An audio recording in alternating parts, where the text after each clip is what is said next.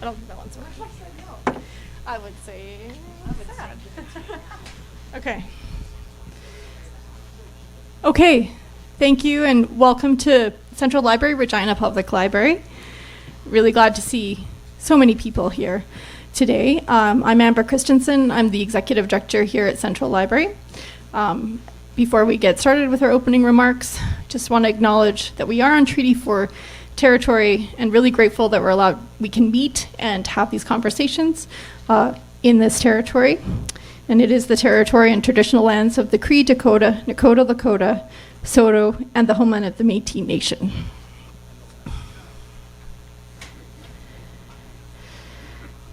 So good evening.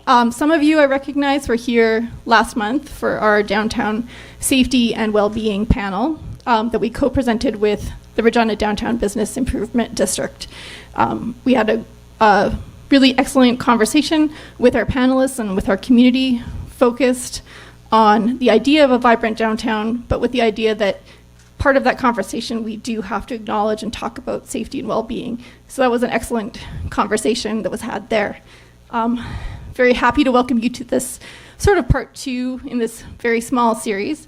This is part of the Regina Downtown Business Improvement District City Building series.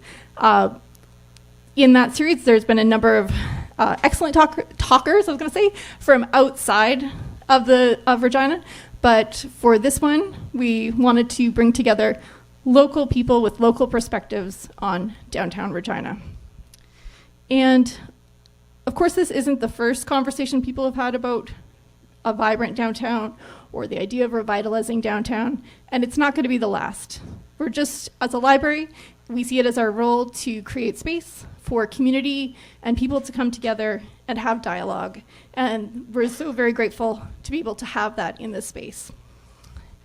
And you'll notice we didn't put ourselves on the panel, so the library is not up here. But we are really committed and passionate to the idea and contributing to a vital downtown. I hope that some of you maybe even took a chance to walk around tonight on your way down to the film theater. You may have heard the drums coming from our mezzanine. That is with Phyllis Littletent, and her family includes her sons who are drummers, her family who are elders, and she's here for everything but the powwow season every Wednesday night, and she brings together community in the space of cultural connection with Indigenous learnings. So that's just one of the elements that we have here at the Central Library. And I'd like to say there's something for everybody. Down here, in the last 12 months, we've had over 400,000 visits, people coming through our doors, and they come here for all kinds of things. Some of you probably are familiar with the Dunlop. In the last 12 months, we've had over 17,000 people enjoy and experience art in the space here at Central Library. Yeah, and we've also had, for our film screenings, we've had almost 12,000 people in the last 12 months in this very theater to enjoy our film screenings here. We have lots of other things that attract people. Newcomers coming for our literacy programs. We also have, as mentioned, a lot of Indigenous and cultural programming. Back in the winter, we had over 500 people on our mezzanine, maybe a few too many people to celebrate Lunar New Year. But here, people come to experience and enjoy events and culture and coming together. And that's what we see our role is here in the downtown. And just want to mention a shout out to RDBID. We're always very happy to partner with their activities, including Frost Festival and many more things. So I'm not going to talk your ear off about the library, but that is from something that we contribute and that I am personally very passionate about contributing into our downtown core. I'm going to pass it off to JC Garden, who is perhaps known to many. Who knows? Washed up to many. Washed up to many. From CTV, who's here to moderate and facilitate our panel. Just quickly, a little rundown. The panel's going to go for around an hour, but then we're going to open it up to community conversations. I'll be running a mic through the audience. If you are shy, there are some cards at the outside, just on the table, with pens. Happy for you to write down your questions, and I can collect those and read those out as well. But for now, I'm going to pass this over to JC and take it away. So thank you. All right, thank you so much, Amber. And thank you all for joining us tonight. It's great to see you. Can you hear me now? Is it louder? Maybe I just have to hold it much closer. Normally I have little pin mics at CTV and a teleprompter. So anyways, saying thank you so much for joining us tonight. Really great to see such a great crowd here. And we've got a very expert panel, extremely intelligent, well-spoken, and can really give all of you, I think, an insight. Lisa's already laughing. Can give you insight from a lot of different perspectives about things that are going on that are happening in our downtown, what we're doing well, maybe what needs to be done better. Now, as Amber kind of alluded to, I think it's important just to say that there is no doubt that our city, as well as many other big Canadian cities and cities in other cities in Saskatchewan, are dealing with some significant social issues, including drug addiction and people experiencing homelessness, and it is in front of our eyes every day. All of us on this panel recognize that we cannot have a downtown conversation without acknowledging that. There's two different pieces to that conversation. We had that big conversation about it last month. So as we talk about some things tonight, some of those issues are going to come up, but if you're wondering why we're not delving really deep into those topics, that's the reason. So this is going to be a lot about kind of some of the variety of different improvements. How do we attract people to the downtown, and and what we can do better to kind of maintain this beautiful jewel in our city. So without further ado, love to introduce our panel. I'll start with Kendra Wren, who's the general manager of the Cornwall Mall with Cushman and Wakefield. We have Leasa Gibbons. This is a fancy new title for you, the director of Downtown Vibrancy. With it's all on me. All on you. Well, we're going to be asking you the first question, I think. We've got Eric Waal, who's the director of City Center and Community Standards with the City of Regina. Next up, we have David Froh, who is the vice president of community with the Regina Food Bank, and of course, we know that the food bank now very present in our downtown. Kelly Cairns, she is a co-owner of the Cure Kitchen and Bar, and we have Mitch Molnar, who's the chief executive officer of Mitchell Developments here in Regina. Thank you all for joining us tonight. Thank you. So I wasn't lying, Leasa.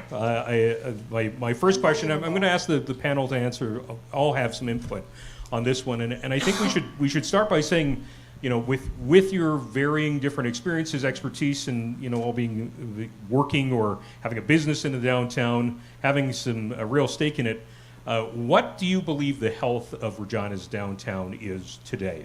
Leasa, to you. Great. Kick me off on this one. I love it. I think we're in an interesting position right now, and not unlike downtowns across North America. This is not a unique Regina experience.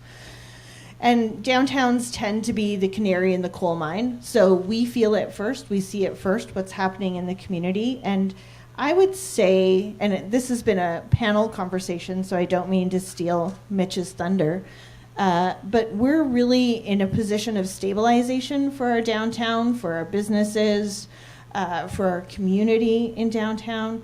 And I think our goal is to get to revitalization, but there's some things that we need to work on to really build that stabilization so that we are that place that we were maybe back in 2018. Well, Eric, what would be your input on that, and maybe picking up where Leasa left off? I've had the opportunity to visit other downtowns in Canada, and so I view it the glass half full. I see the struggle, I see the challenges, but I also recognize that it actually could be a whole lot worse. And I feel fortunate in that I think we have the building blocks for something that actually can be developed and be worked on and be focused on to build something that is very, very special based on what I'm seeing. But there are some very real challenges right now, and I reflect on my time since coming into this role and taking on this accountability from the city administration's perspective for the downtown. And there was a moment where I was a part of a meeting, and someone said to me, "We've lost the rule of law." And that scared me. That actually really scared me, because I was hearing reports of people walking into businesses and stealing things with no recourse, and these were like lived experiences. So that was sort of a lightning rod to me, and it helped me understand how precarious a position we were in, and what actually we needed to be done. Now the good news is in my opinion, is that these people on stage all care deeply about our downtown. And apparently you do as well. And so I think we have a lot of folks that want to make a difference, and I think that we can, and I'm confident that we will. Call me hopeful. Well, let's maybe talk a bit about some of the business side. And I mean, Kendra, I think we all would, if you're from Regina, if you grew up here, or even just new to the city, like the Cornwall Center is kind of the anchor from a business perspective. What's your point of view? Well, it's funny you say that. I actually am new to the city. I've been here about 2 years. If I were to give downtown a performance review right now, it would be needs improvement. I think we've addressed some of the issues that are going to help with the safety aspect with ARO and the Regina Street Team. But I'm going to say, back to Leasa's stabilization point, why are we, and Mitch's previously in a conversation, why are we making things pretty when we haven't fixed the roof? So I'll take a building, for example. Am I going to put soft seating out that's beautiful and nice for people to sit on while I let the roof leak? Or am I going to fix the roof and then fix the seating? And I think that's an interesting way to look at it. What we need in our downtown before we make our sidewalks pretty, and I know I'm not anti-infrastructure, I think they all come together, but we need investment, because if we don't have people downtown, why are we fixing a sidewalk?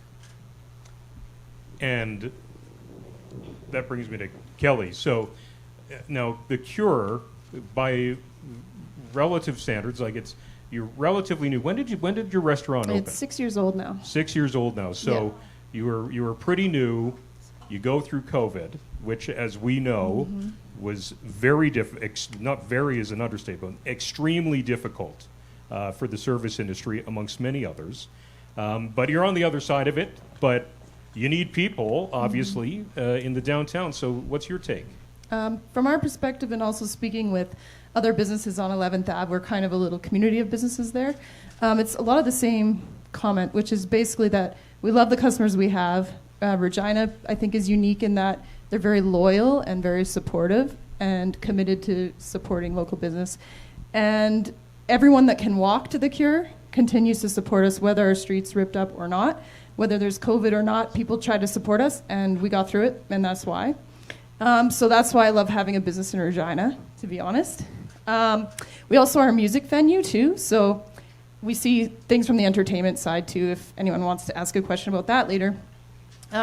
Basically, we're finding like Tuesday, Wednesday nights, like basically we have a great crowd during the day for lunch because people can walk to us at lunch. But then they drive home, and I don't blame people for not wanting to get back in their car and come back downtown. It's just a tough sell when you have restaurants and other entertainment in your own area. So I really think we just want to see more people living downtown, whether that's offices conversions to residential, or somehow just making it so there's a variety of price points for people to live downtown. Because I think it's just, there just needs to be more people. People say they want more entertainment. There's not enough people to fill those venues. So building more venues isn't really the answer either. I feel like that naturally takes us to you, Mitch. As a developer, I guess what do you need? What is the health in order to kind of help bring some people in on a bigger scale? I think the issues surrounding Regina's downtown, if we go back a few years, and this is it's a little bit boring, but I think it's really important to tell a bit of a story about how we got to where we're at.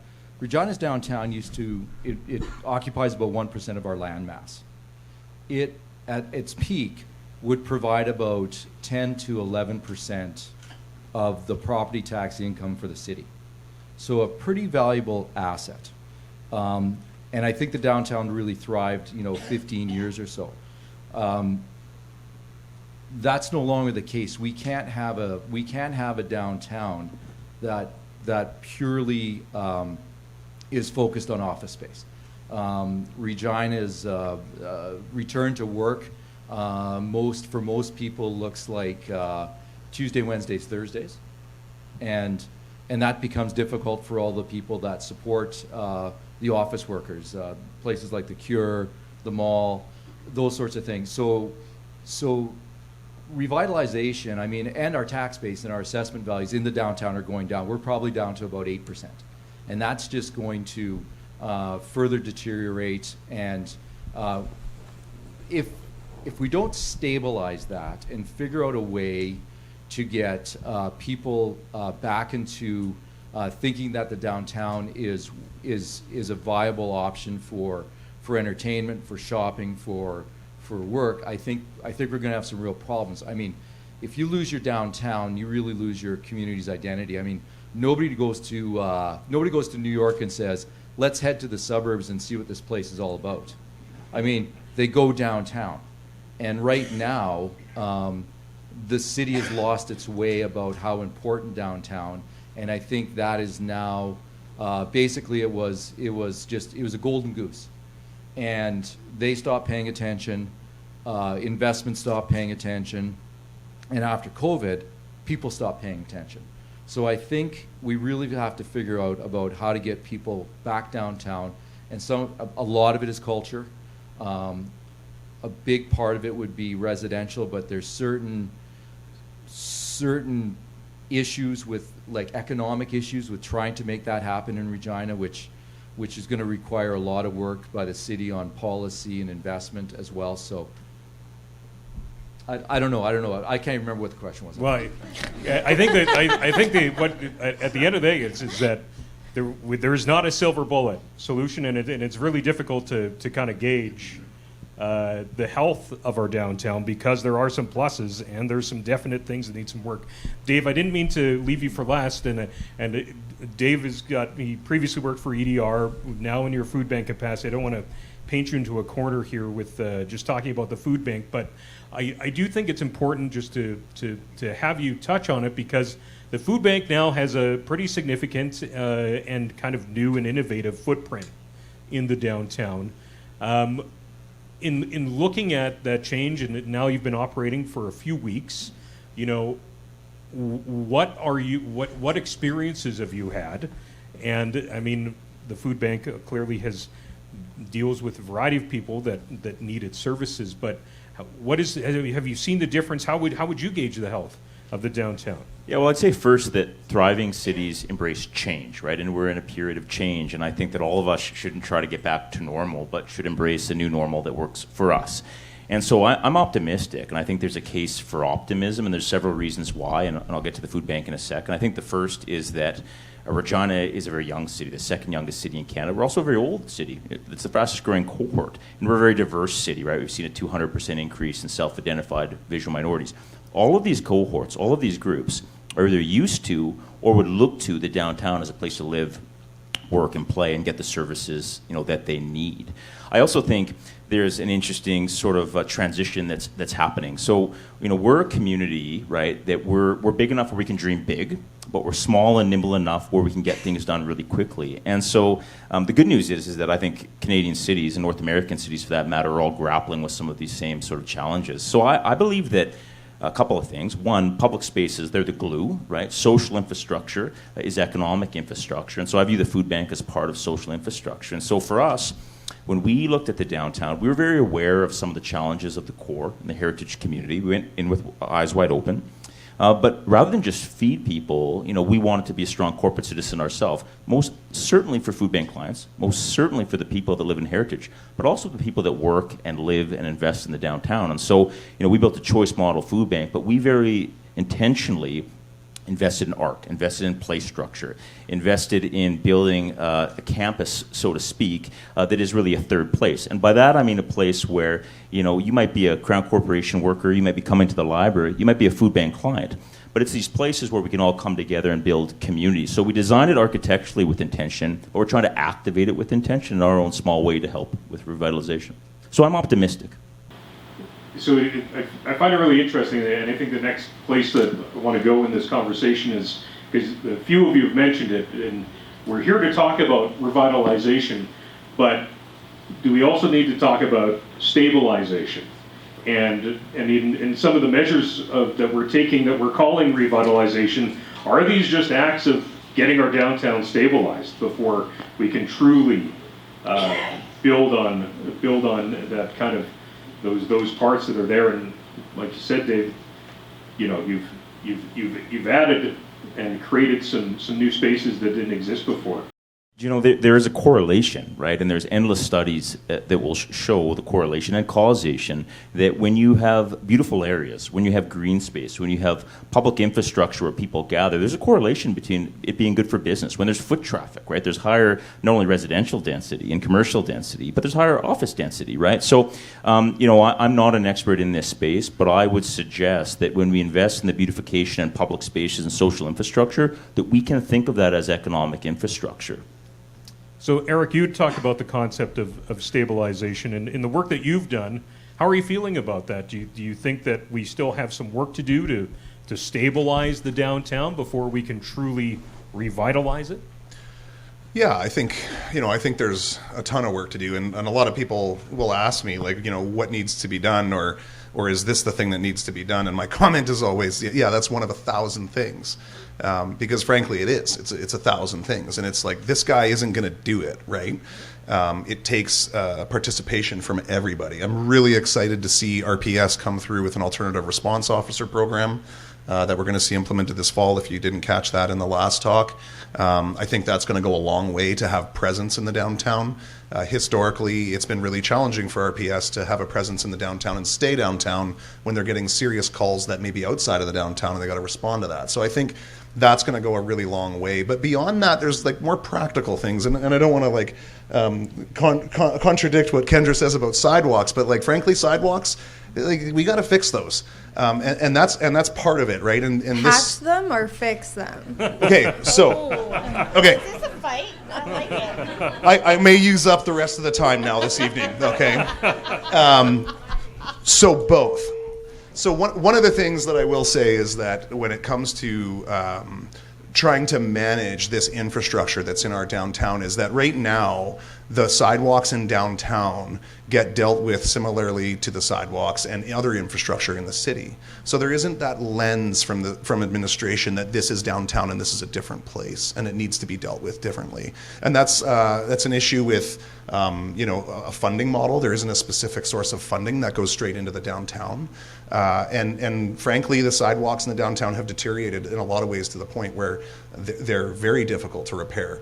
So one of the small things that might seem really silly, but I think is really important, is we've actually just decided no more pavers in sidewalks, because paving stones are an issue.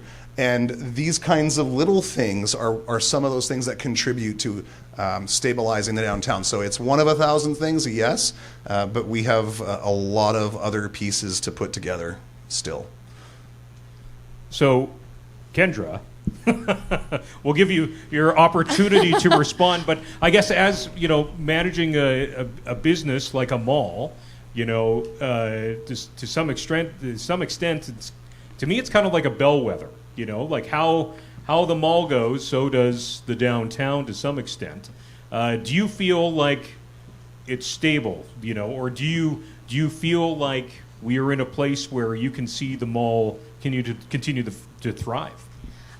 So the answer is yes. I think we're at a place, we're setting the new normal post-COVID. For a long time, industry standard was compare your numbers to 2019, compare your numbers to 2019. It's very hard to compare our numbers to 2019. Office was booming, discretionary funds were plenty. It was just a different world before we went through COVID. But at the same time, we see, growth, and we've seen growth post-COVID every year. But then as we're seeing that stabilization, an entrance that does 44% of our foot traffic has been impeded at the same time that Saskatchewan and Drive has been impeded. So I think we're, again, not anti-infrastructure, not anti-beautification, but I am for having thought towards how we address these projects, because smaller sections can be taken, different. And I'm not an expert in this, but I sit in a lot of meetings and advocate for the center and other businesses downtown.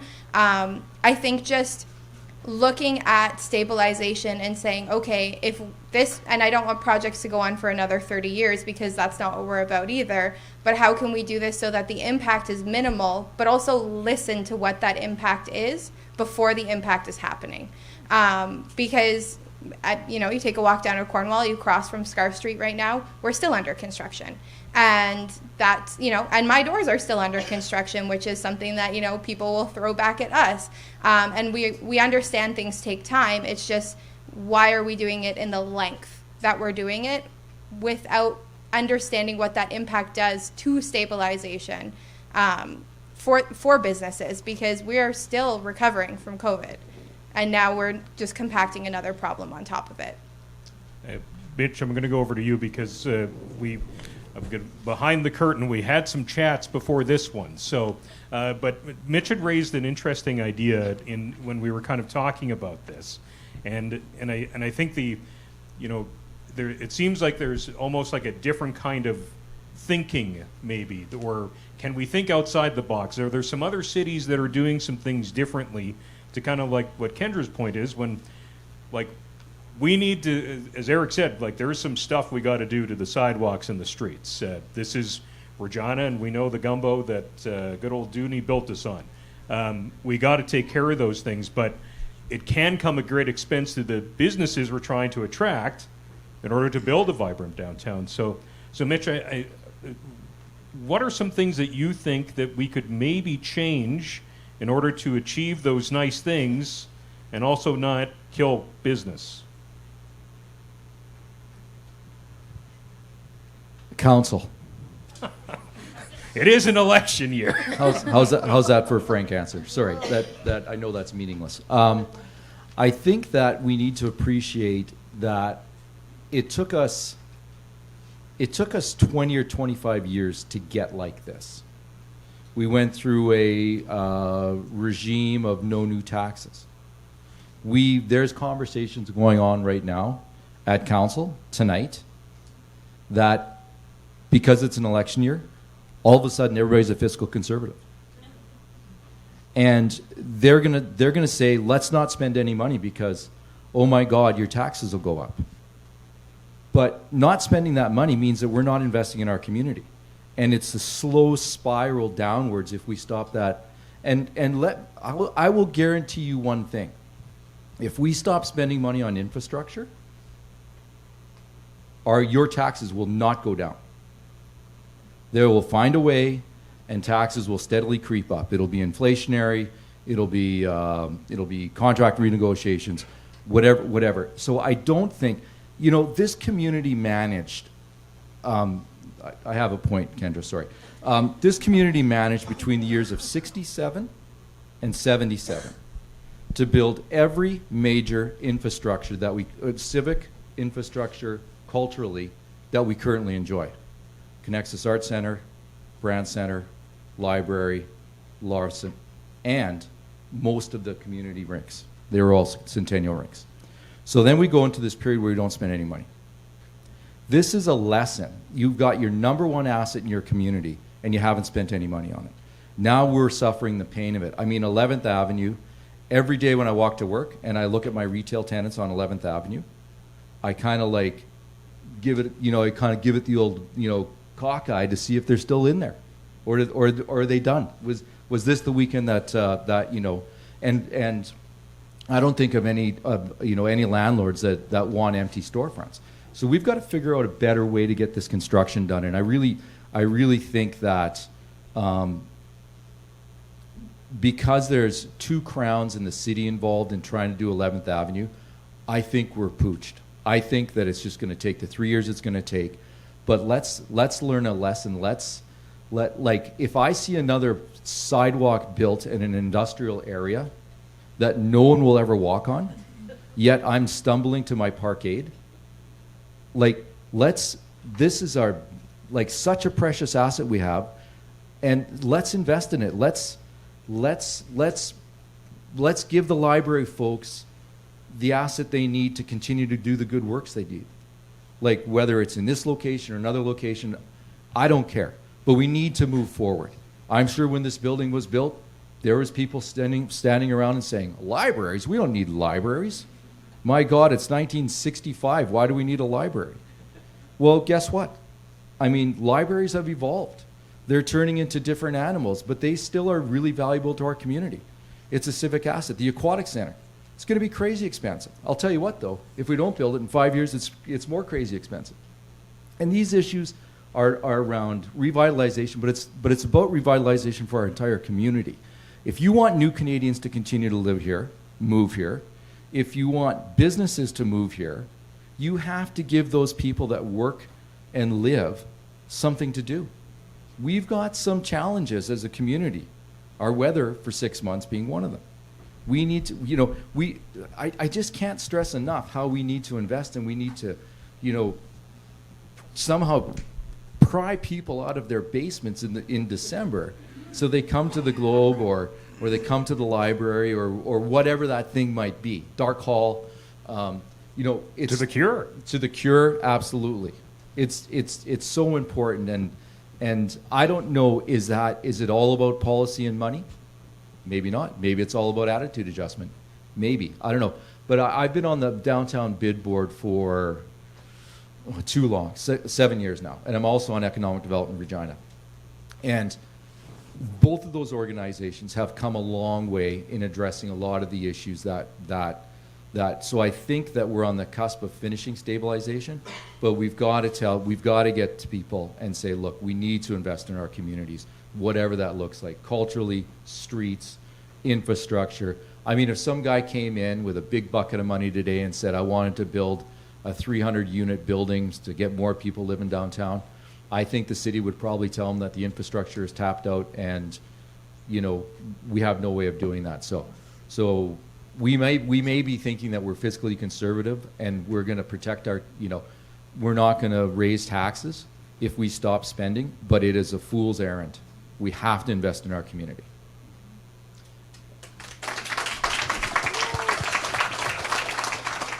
So, talking about doing things differently, Leasa, I'm going to go back to you because, as part of the Regina Downtown bid, you do get the opportunity to look and see what some other cities are doing differently. What do you have coming down the pipe, or do you? Because I know that there are things. This is everybody at the downtown works tirelessly to make improvements, and we've seen those. But I guess what are some other cities doing that we might be able to employ here that you've seen? Yeah, I think that's a great question, and Mitch is totally right, as always. I'm always agreeing with Mitch. Not always, just mostly. There are a lot of cities doing a lot of great things, and some of those things are really big things that are going to take time, and we're going to have to be patient about those.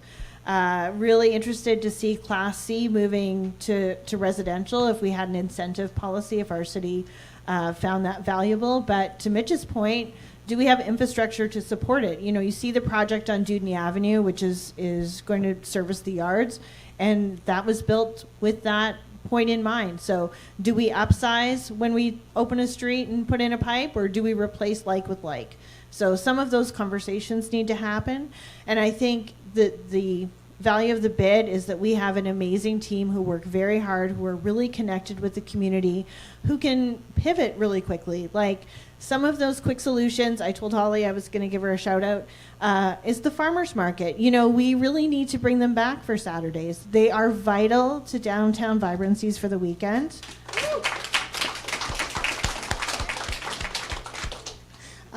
We also need the folk festival to come back. We need all of those partners to come back. And we're not going to do it by ourselves. We're going to do it with partners. We're going to work on that advocacy for the longer game in terms of residential incentives and those sorts of things. But we also need some agreement that we need a post-secondary of some sort in our city center. And we have a ton of senior residences in our downtown, and it would only be complemented by post-secondary and youth in the downtown as well.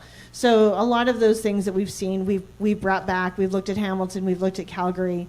Calgary, of course, has done a great job, and they saw the tax burden shift from downtown and commercial property tax to suburban tax, and that hits residents in a way that changes mind at council. So I don't want to get to that point. I hope we can learn the lessons of other communities and invest in those things so that we can make sure that we have a strong, healthy, vibrant downtown.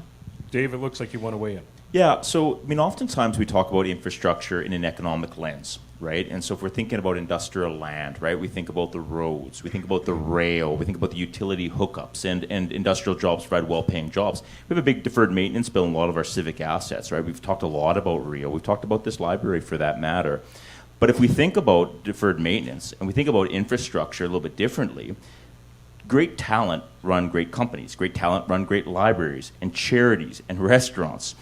Great talent want to come to great restaurants, to a library, to a Globe Theatre, to Regina Folk Fest, to Regina Symphony Orchestra. So I think if we can sort of take a step back and say, you know, Mitch has used the term, what makes us sticky, right? So Regina is a medium-sized Canadian city, right? If we can get it right, we can get it right here, right? But if we think of, we have to, I think somehow there has to be a paradigm shift back to like, what is the new normal that we want? And so in this case, with the lens on downtown, I think we can think of infrastructure differently. We have to think of infrastructure also as humans, right? How we are investing in our most marginalized, right? Because there's a direct correlation between someone with a mental health or an addiction, they have a 90% unemployment rate, right? There's an average cost to a citizen, to us as taxpayers, about $1,500 a year per person that has a mental health or addiction. 130 people lost their lives last year. So we see it down here. Now, there's also a moral, us as humans, right? There's a moral sort of challenge that we have when we see that. But when we address homelessness, when we invest in the arts, the creative arts, when we invest in public spaces and green spaces, we're also investing in economic development and the talent that are going to run those companies. I think you lead this really into a topic that I think is where we've all been leading, and it's vision. What is the vision? And I mean, that's a big, broad question, no question. But like, if you think about Regina, we've got a lot of pieces, and it all kind of ties together loosely. But how do we make it cohesive? We have Rio, we have the downtown. You know, we have these things that we kind of all need them to work together. But what is the best way about going about that? I'm going to say the C word, catalyst project. In terms of catalyst projects, we're not going to dig deep into all of these because, to be frank, nothing's been decided, and we're going to have an election on the city council, and they've got some decisions to make, and us as voters have decisions to make as well.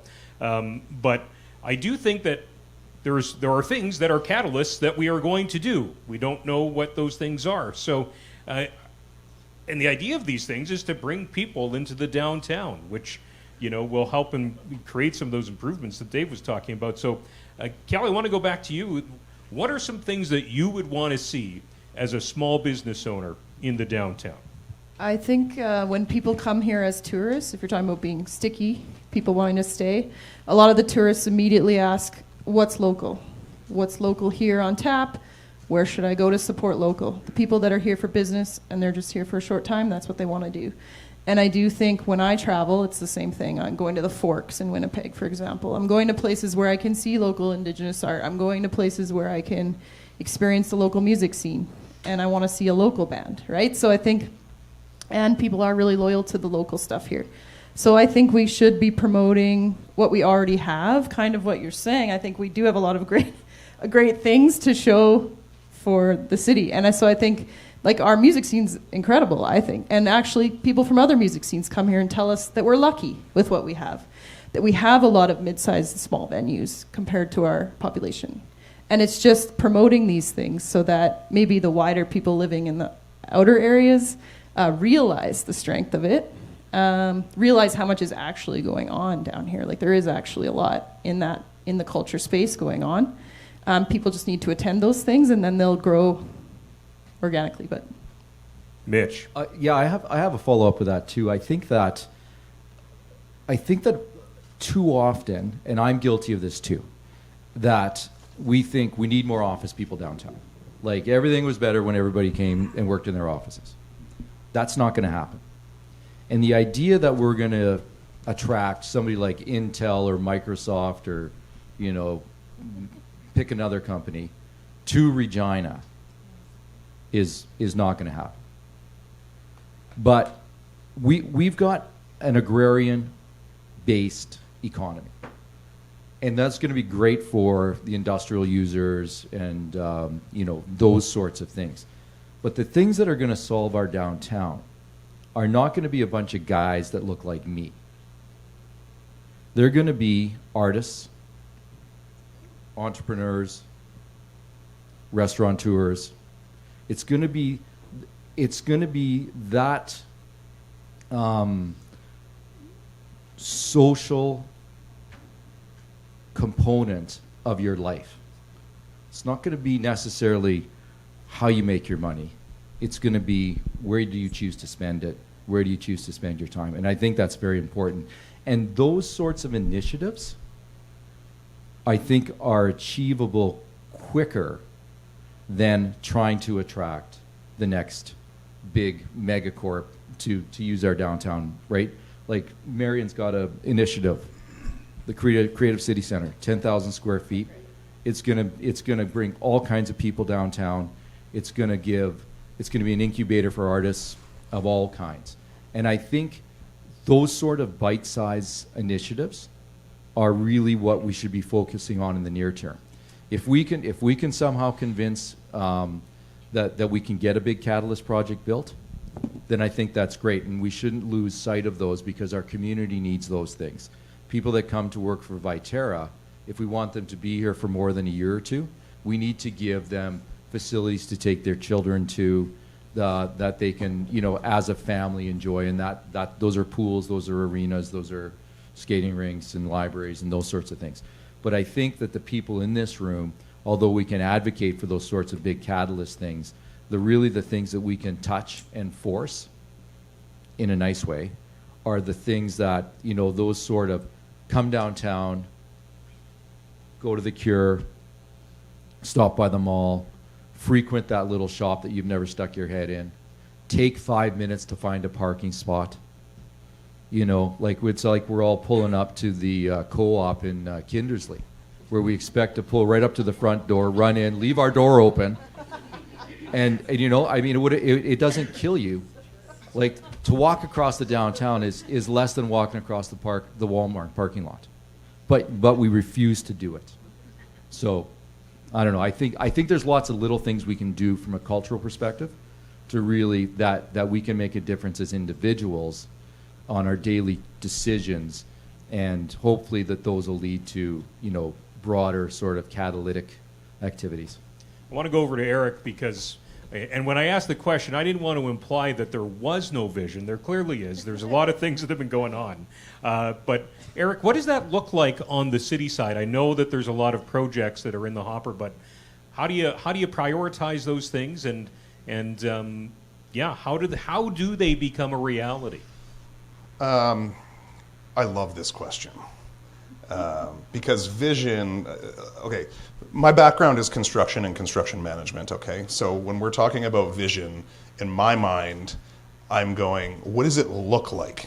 What does it actually look like? And I don't mean to pound on planners here, but when I read the vision in the official community plan, I read it and I'm like, huh? Okay, like a walkable, livable, where people do this and that. And it's like, that's wonderful. But what the hell does it mean? Like at the end of the day, what does that mean for actually what's in the ground?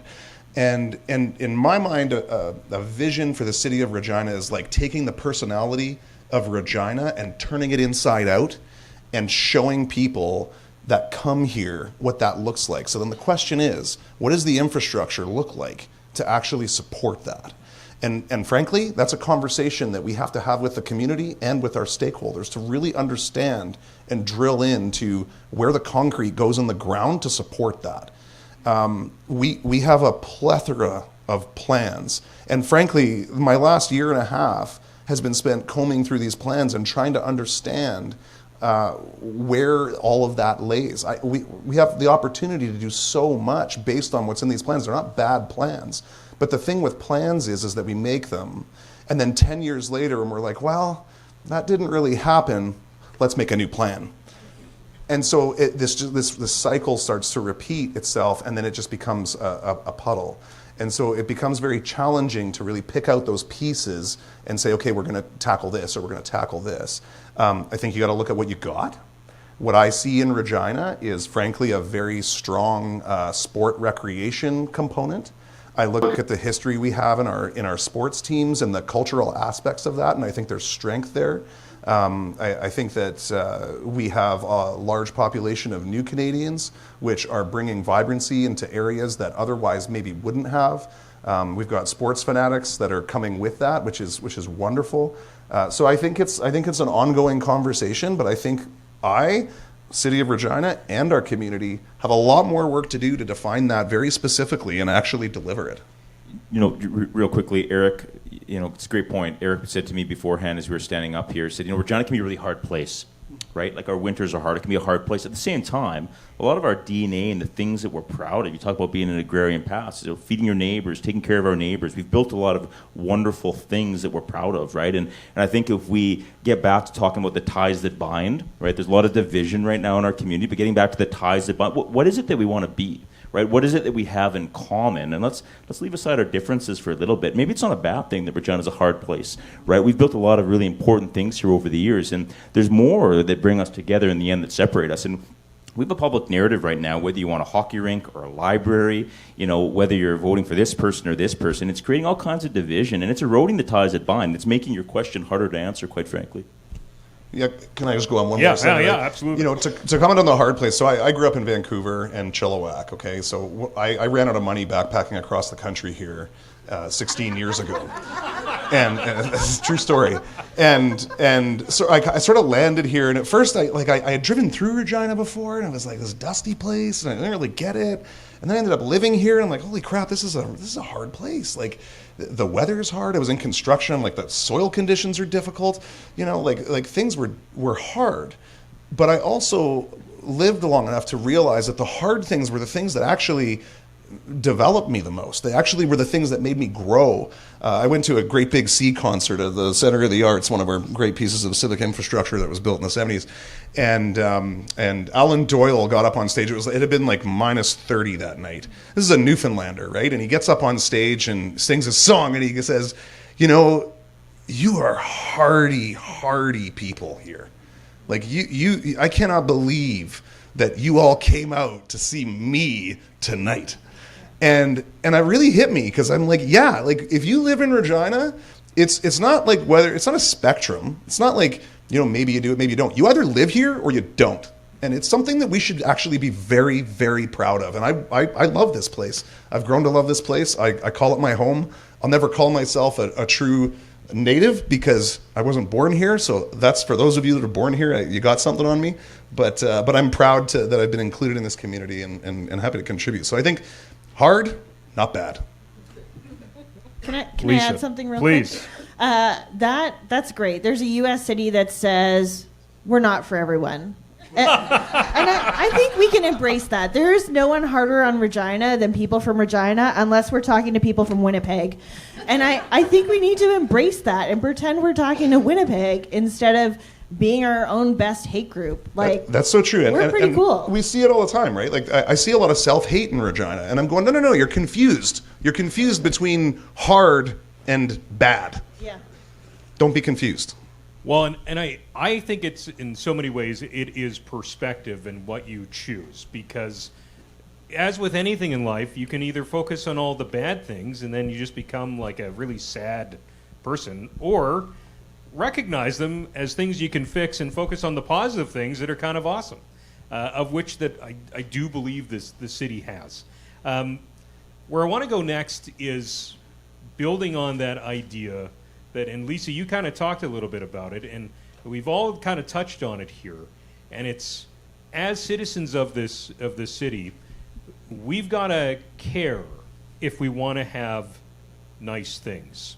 And whether we are ignorant to it or not, or aware of it, we all have skin in the game as taxpayers for a successful downtown. So my question is, how do we get people out in the suburbs to recognize that they're a stakeholder as much as anyone else living or working in the downtown is in our downtown? How do you get them to care and say, hey, we've got to make this a bigger priority? I don't know if anybody wants to start this conversation here before I steer it. I can start it. Please. I don't think you focus on the people who aren't engaged in downtown. I think you start with the people who are. I don't live downtown. I live in Harbor Landing. But I would say that I'm pretty passionate about downtown. And I think I touched on it in the last panel. We talk about what we've lost from our downtown or what we will lose from our downtown. And I think the first part for the people who advocate for downtown is start engaging with those places if you're able to. If you love the Cure, go to the Cure once a month or once every couple of months, because that's how you can make that small inch to support. And then, like, really, to what Leasa had said with the narrative, we need to change the narrative. I came to Regina. Unfortunately, people did not have favorable things to say about the decision I had just made without ever coming here ever in my life. But I did it. And I don't regret it for a single minute. I talked to my husband the other week. We've notoriously moved every 4 years since I started my career commercial real estate. And he goes, it's going to have to be one heck of an offer for us to move. Why? We have a great community. We have great people. We have sports, which cities don't have. We have the Riders. I'm a big Regina Pats fan, but maybe a little bit of bias there just because we bill it as a family. And lastly, if you are passionate about downtown, and I'm going to maybe hop to a political feeling for a minute, is make sure you understand who you're voting for. So just because you live in Harbor Landing or just because you live in the East, ask your council candidates what their views are on downtown. When they come door knocking and the dogs are barking and you just want to shoo them off your porch, come prepared with a question. I think there's nothing more than just having the education on how you should vote. And mayor is important and aligning with who you view. You're never going to agree with everything. Like Mitch said, everybody wants to, hold the purse back right now, but that's just not how it's going to work. So I think it starts with the people who are passionate about downtown, because if we inch and change a bit of narrative every single day, then we are going to offset and have positivity on everybody else. There isn't a day that I go to the food hub, to your point, that someone doesn't walk by and say, thank you for doing this, right? There's a wonderful Saskatchewan line that says, grow where you're planted. And if we believe, as I suspect we all do, that downtowns are the heart of our community, then we're obligated to lean in, right? There's a 21% voter turnout in municipal elections. I think the fact that this room is packed with people that care, knowledgeable people that have ran for public life, people that have invested into our community, there's a lot to build on. Leasa, from the bid perspective, how does it permeate when because this is literally your job, is to get people to care about the downtown. It's literally my job now. In my first stint in working for Regina Downtown, it was learning what a bid was, that we're funded by the property owners, not by the city, that our goal is to bring people downtown. Well, I want Mitch to be happy. He's happy when his tenants are happy. And so how do we do that? We do that through things like Cinema Under the Stars, where we train future fans to come downtown. So kids make the decision in many households. And so if they have a great experience in Victoria Park, then they're saying, hey, let's go back to Farmers Market. Let's go back for the tree lighting. We're building some of that. And to what Kendra said, we need to start with the willing. So we have a ton of office workers in towers who over the past few years have been trained to kind of stay insular. Like, they're not leaving in the same way they were or engaging in the same way, whether that's because of construction that's happening or whatever that might be. And we need to make sure that our partners like the farmers market are feeling the love, and our brick and mortar enterprises as well are feeling the love. And that's a great place to start. They're already here. They don't have to find a parking spot. They've already done it. And then we can start building out from there, making sure we have key signature events that bring them down and train them where to find parking or how to use transit or where the Uber stop is. Or we build a monorail, catalyst A project. monorail, yes. Will not support. Yeah. Okay. We want to leave some time because I hope you guys all have some questions for us. But before we kind of wrap up, there's a final question that I'd like each of you to answer. And each of you will have a unique answer, I think. And the question is, if things stay the same, if we don't change anything, what will that mean to you and either your business or the work that you do? Mitch. Okay, that's not a good place to go because 30 seconds ago we were bringing back the I Love Regina buttons. They were great buttons. And that was going to be the panacea of all of our woes. I mean, we went that, and God bless Pat Fiacco, and that was good, right? But I think that if we need community engagement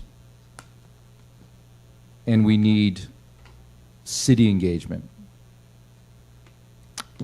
Council had a 1,000-page agenda today. 1,000 pages. He's not lying. I looked at it. Some of that, it was 1,046 pages. Some of that agenda then referred prior reports from 600-page agendas from a couple of months ago. So we've got a big task ahead of us, just to get people to pay attention. So the question was, what happens if we don't? I mean, this may sound a little bit desperate, but are we Detroit? Yes, we are. We absolutely are. I mean, I use that line. And Regina is like downtown Detroit. yeah, and I mean, I think that sometimes when I think that, I think it's a little bit of hyperbole, but I think that certainly it's a lot worse than it is. And the bigger issue is, what does it take to fix it? Or do we have this big donut of nothing in the middle? And I mean, maybe this people like to live in the suburbs, and maybe they're okay with that.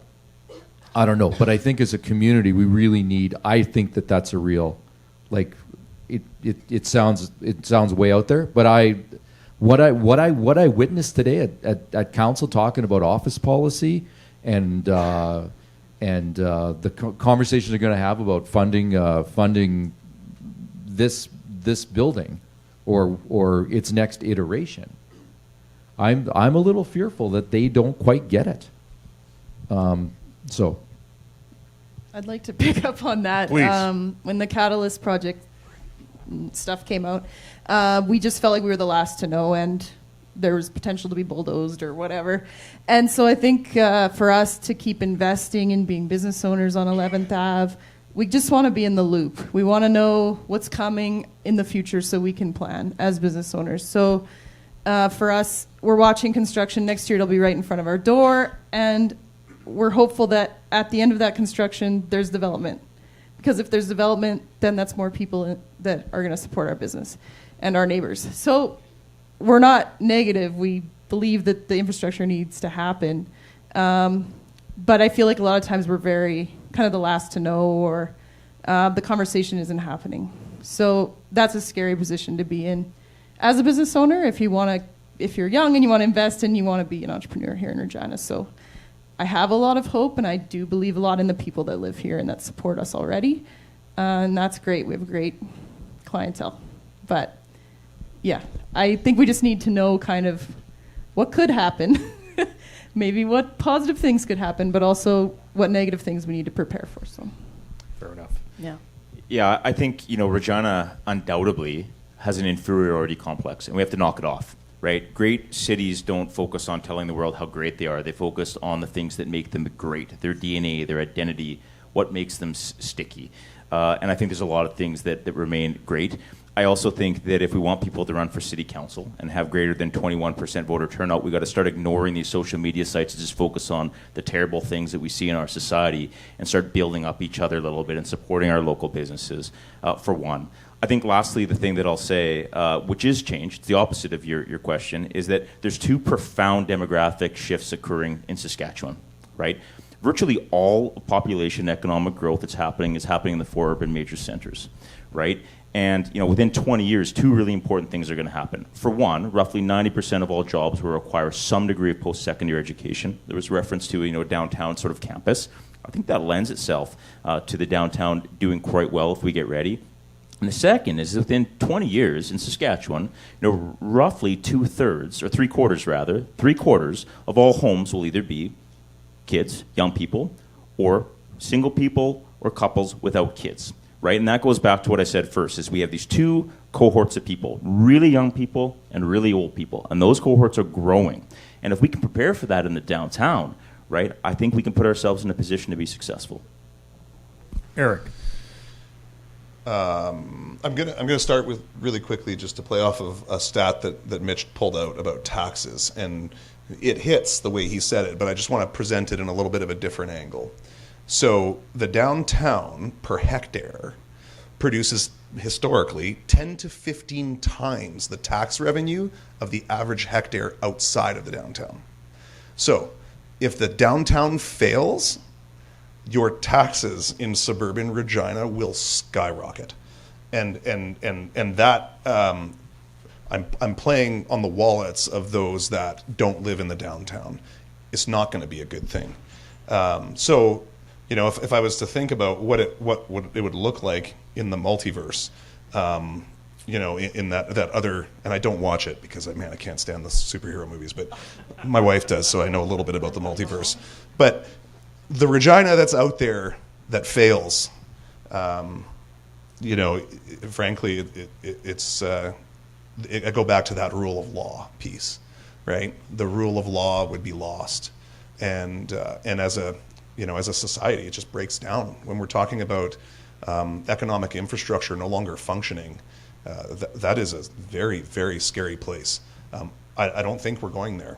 I just think there's enough passion, and I think there's enough effort, and I can tell you that this is a focus for city administration, and I know we haven't always done that great, and I know that there's challenges with construction. I get it. I hear about it, let me tell you, but I do believe in where we're headed, and I do believe that things are going to get better because I'm seeing decisions get made, and I'm seeing the effort within city administration to try and change the focus and actually change the way that things are happening. I'm hoping that you're seeing that as well downtown this summer, and I'm hoping that you'll see it too in the years to come. 2 points. One is that if that fails, of course, I've failed at my job and I'm fired. Oh yeah, I'm going to get fired too. Yeah, by we're the way. both fired immediately. Where are we going? Calgary? I don't know. No, I'll stay Somewhere with here. mountains. I don't know.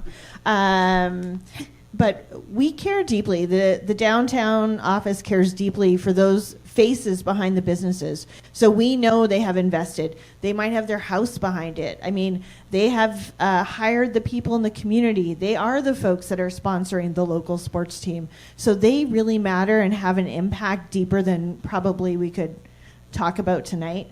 But I love that Detroit reference. I have the honor and pleasure to work with downtowners or urbanists across North America. And one of those groups is Detroit. And we've been able to see the work that they've done. And they don't always go around and say, hey, we've come this far along. But they really have. But they've done that in a purposeful way in investing in their community, exploring their history, and being really authentic and working with the artists in their community. It's pretty amazing when you get the chance to go in and see it. And we're not going to fix all the problems in Regina, but we can start somewhere to make some momentum. So we need to be brave. I could see how Corey Mace could be our Dan Campbell if you were an NFL fan. Last but not least, Kendra. Anything I think I say is going to be repetitive at this point. I think one thing that I don't want to see is I don't want to continue to lose to other cities. I think in the world that I sit in, we're often compared to some of our neighbors and what we don't have in terms of mall offering. That really just comes down to, the safety of our downtown. It comes down to our foot traffic, which, is then in turn of all the people that are coming downtown. You lose office, we need to find other ways to get people in our downtown. So I would say, I don't want to take Mitch's words, but everything that he had said makes sense to me. We need these synergies between what administration is doing and to what we are as a community are doing. Because, like I said at the beginning, I moved to Regina 2 years ago, suburban Ontario, like the most suburban place you could ever live. And I wouldn't live there tomorrow if you paid me. You'd have to pay me really well, but like really well. But I would choose Regina any day because I think there is something very special and sticky about this city. And I think that starts, again, we talked about it with narrative, but at the same time with collaboration into, starting to invest into small cultural centers that, every great downtown that I've been to, and I've been to Winnipeg, Edmonton, Calgary, and Toronto this year, has little hubs. It has music hubs. It has cultural places where people can go and they, feel welcome. And I think those are the little wins that we can take. So it's not all lost. It's just I'm sick and tired of losing to maybe some of our neighbors. And that's just really going to start with a collective and positive messaging from downtown. An excellent way to end it. Panelists, thank you so much. I really appreciated tonight that, and I think that I hope all of you feel this too, is that we had some hard truth. Truth about some things that we needed to work on, but some real truth about all the things that make us great. And it's been a real pleasure hearing all of your thoughts and opinions. And I know that many of you will have some questions for a panel. So I believe that is the phase. Amber is going to collect a microphone. I didn't see who put their hand up first. Good. So I'm going to go 1, 2, 3, 4. Okay? Thank you so much. It was a pleasure to be here. I heard a lot of talk about bringing people in from the suburbs, but I really believe that the safety and fun of the downtown is enhanced when middle-class people live here. And I lived downtown for 10 years, and what pushed me out was no parking. So I had to walk blocks or plug a meter, and there seemed to be no way around that. And then I also had a baby, and that made it harder. And, bless the people who lobby for the bike lanes, but middle-class Reginans drive a car. And in addition to that, my other vice is buying groceries. And I've bought the occasional bagged salad at Shoppers, but it's not enough. You need the services that sustain life every day if you're going to have people there. And when I lived downtown, I saw if there was crime, if someone had broken into a business. I was around all the time. I phoned the police. I felt like that was kind of a good thing. And I think when we lost all of those middle-class people, we also lost the grocery, we lost the hardware, we lost the movie theater, we lost the things that we paid money to do. And it's not that there are more of the dispossessed, is that they represent a greater percentage of downtown residents. So I don't know, and we have, someone mentioned the university. We have the huge disadvantage that we have a suburban campus, because students will put up with a lot of crap, right, in terms of housing. So is there anything that we can do to turn that around or to support a range of residents? I think one, to your point, right, for every additional downtown resident, Stan Tuck did a report, says it supports about 100 square feet of sort of retail and commercial and restaurants and about sort of 5 jobs. It's not quite the downtown, but I think we can think of the downtown differently. So think of the Taylor Field area, right? So there's lots of conversations have been had on that land. We also have the luxury of having a First Nations university in this city that is world class and thankfully is growing, right? I think there's an opportunity to look at that parcel of land either as an urban reserve or, frankly, as you know, I don't know the exact proper terms. Forgive me, but there are needs for some satellite campuses and some expansion of our post-secondary institutions. And then if you look at the conduit of that land into North Central and some opportunities around affordable pathways to home ownership for some people that are perpetually renting, you can look at that as a hub which then flows into the downtown. It probably doesn't directly answer your question, but I do think that, you know, we've talked about residential density forever. The last Statistics Canada census that came out, I think like we moved the needle by 5 people or something like that, right? So, but all the data is there of the mid-sized Canadian and North American cities that when you focus on it, right, it begets growth. Anybody else want to weigh in? Okay, so I manage parking for the city of Regina as well. He's the problem. It's him. And I have to be totally honest. When I took on parking, like I was a layperson coming in, and I thought I knew some things. I went in there and I understand parking. No, I did not. There are 3 magazine publications covering parking in the country. 2 of them are monthly. Okay, one of them is quarterly. So what I've learned is that parking is intensely complex. However, it is always and is very much a key piece to how we can improve our downtown. So I say this because this is very much a conversation right now that we are having, because you always hear, well, there's so much parking in the downtown. But there's different kinds of parking, and they do different things. And so it's really about understanding what kind of changes need to happen in order to bring that change about. And it's not really simple, easy, big brush strokes. It's like surgery. But thank you for bringing up parking, because agreed, it is critical, absolutely critical. I have a parking comment. Oh crap, here we go. In 2014, the city did a parking study. It's a massive document. I'm probably the only one who ever read it. I've read it.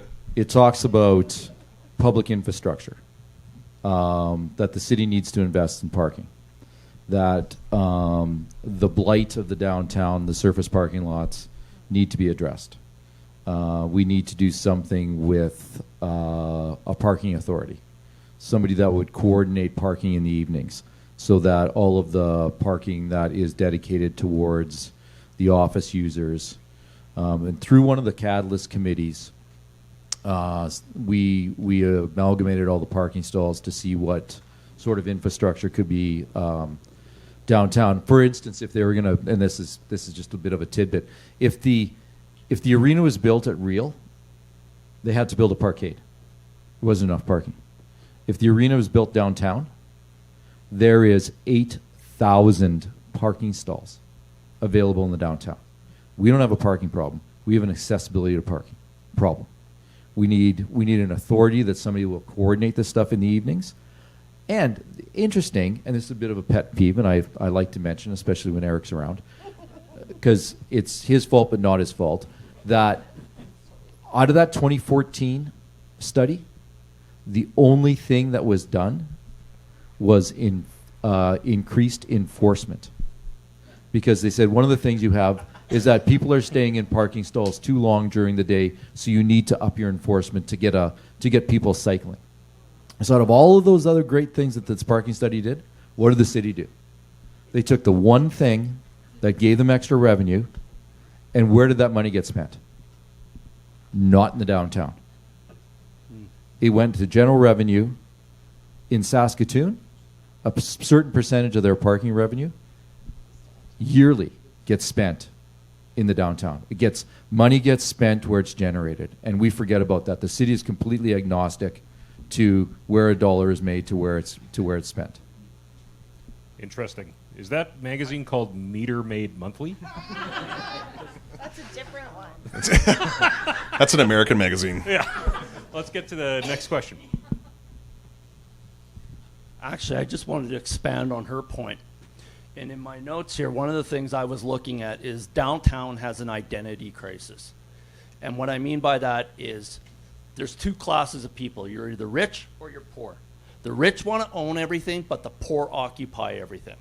And one of the biggest problems that you have downtown is the cost of real estate for condos, and they range anywhere from $200,000 to $750,000, which is ridiculously inflated. Regina has one of the most overinflated housing markets in the country right now, and in downtown, it's insane. I mean, who's going to be able to afford all that? So, what are you doing to bring the middle class in? I can't afford a $200,000 condo. I can't afford a $500,000 condo. That's what buried Capital Point, which is now turned into a hole in the ground that's been filled, because people aren't going to pay that kind of money to live in Regina. I think that is a complex question, because I don't know if anybody on our panel could directly say how do we subsidize residential, but in terms of, but to speak to maybe how do you try. Yeah, there we go. Okay. Yeah, no, I know the what you're market's saying, yeah. overinflated. Yeah, no, I know what you we mean. have people who think that they live in castles when they really live in cardboard boxes. How can you make it affordable so that people actually can actually live down here? I think there's a certain there are some things that you can address. One of the things that the industry, both residential and commercially, has been struggling with is the ever-increasing criteria placed within national building codes. Whether it be, and this isn't a slight on this, but it's just a contributing factor. Accessibility issues. The last building code decided that all vestibules should be an extra 6 inches wider. So now when you go to renovate a building, you have to have now the additional cost of making, so on and so forth. Energy efficiency. I'm not saying it's not important, but it makes things more expensive. No. Excuse me. I'm not done. So if you build high rises, you have concrete construction. Since COVID, those supply chain issues with construction, once costs go up, they never come down. What the city could do, though, that is within their purview. There's a whole bunch of things that are outside of their purview. It's just the basic, economic realities. Is what do they do with taxation on those condos? What do they do to with the cost of servicing that land? Do they have the ability to incentivize some of that construction and say, if you get something built? The city, unfortunately, doesn't own a lot of land downtown. They only own about 3 or 4 parcels. I would suggest that they probably don't even own a square block, but they do have some land, right? Is there an ability to do a swap with Sask Housing to free up some of those units and convert them to, God bless the elderly, but they're not out there spending their money, right? I mean, I'm not sure that the 2 most or 3 most accessible locations for housing in downtown Regina are dedicated to the elderly, and I'm not talking people my age, which my children think. You're also dealing with condos and high-end condos, right? Unless you're making $250,000 a year, which there's not a lot of people in Regina that make that kind of money in a year. Like Regina is not Calgary.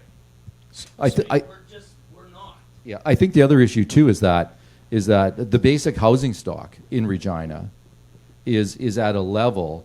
If your average cost of a house in Regina is $329,000, it's less than $350,000.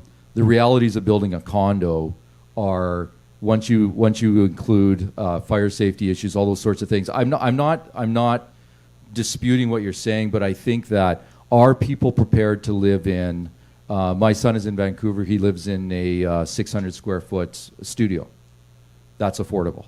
That's what he can afford. Are people prepared to live in those things? So it is a very complex question. It's something that we need to absolutely deal with. But it's interesting that there is a ton of housing and grocery stores that are downtown adjacent. Right? We've got a nice grocery store in Cathedral. We've got a whole bunch of housing between here and the park. People just need to broaden their horizon about what living downtown is living downtown adjacent and frequenting the downtown is that appropriate? Dave, I know you wanted to weigh Yeah, in. just really briefly, I work at the food bank. 90% of food bank users rent.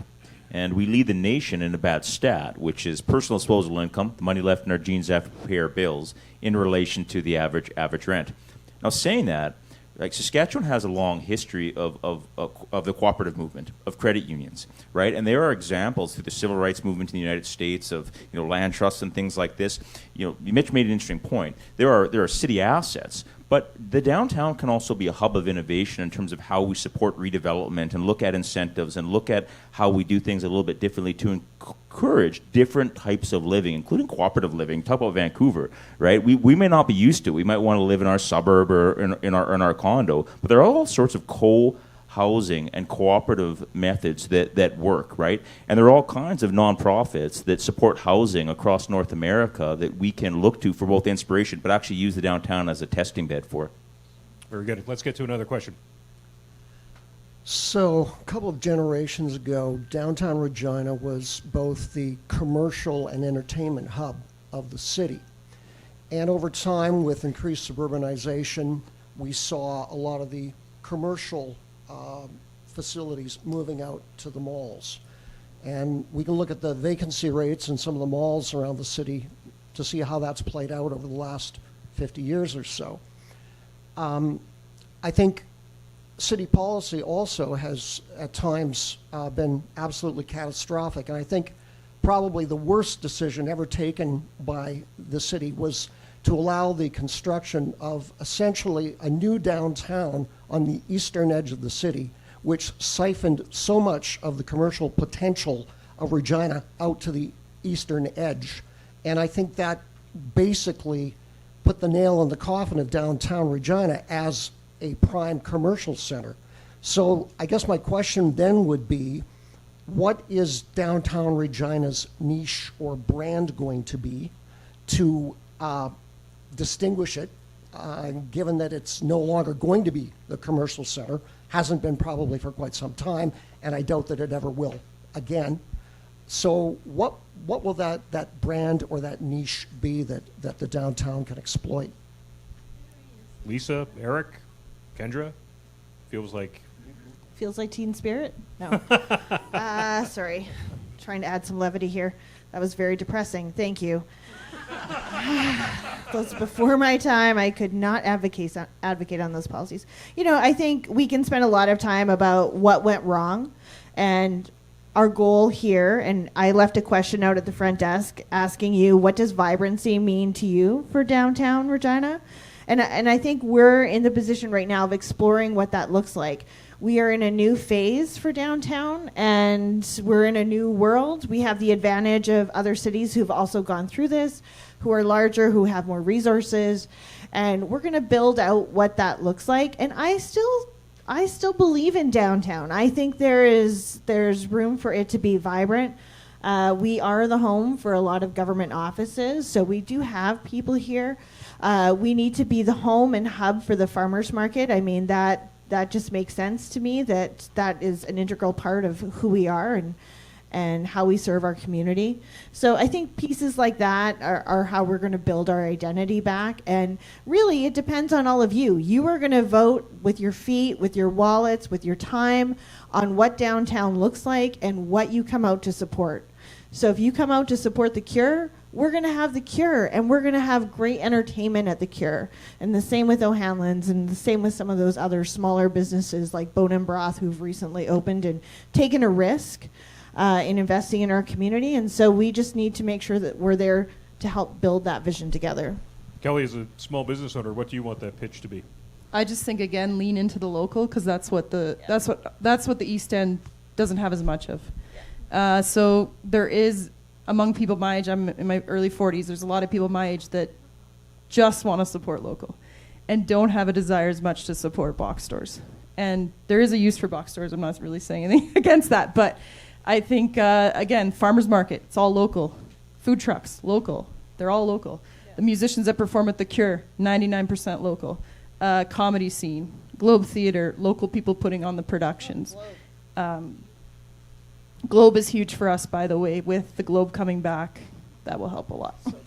And for small businesses like mine, things like the Globe have a huge impact on, comparatively to what we're doing without the Globe. And we notice it. So it doesn't take much.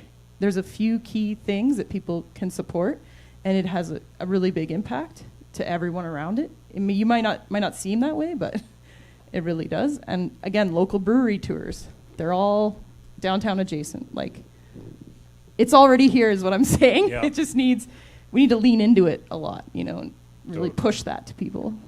Eric. Thanks. I hear the commercial comment. However, I'm not sure that Vibrancy is going to be led by singularly commercial. So it is. That's fair. When I look at the civic heart of the downtown, and that's what our downtown neighborhood plan calls Victoria Park and the immediate area around it, it's the civic heart of the city. I think that really needs to be a reflection of our personality. And going back to embracing hard stuff, I had a conversation with an entrepreneur a couple years ago in regards to a different project. And he operates a rock climbing facility in the city. And he said, you know how easy it is to build an ice climbing wall? It's 2 power poles with a cable across the top and chain link hung from it, and you drip water down it, and it basically builds an ice wall. And the ice climbing community is live in Regina. So when I think about what we can do within the civic heart, it's things like that I'm really attracted to, because it's stuff where, okay, it's minus 20 out, but there's an ice climbing competition in downtown Regina in the civic heart. Let's go check that out. And holy crap, it's cold. We better grab some hot chocolate and a hot lunch while we're here, right? So I can appreciate that there's challenges when we move major commercial developments out of the downtown, but I don't think they're necessarily the only reason why a downtown would thrive. I think we need to start with those other things, and then I think that commercial will follow, because I think people will want to be there. Thanks, Eric. Next question. Hi, thanks. So I've got a question. Dave, you threw out a few stats, right?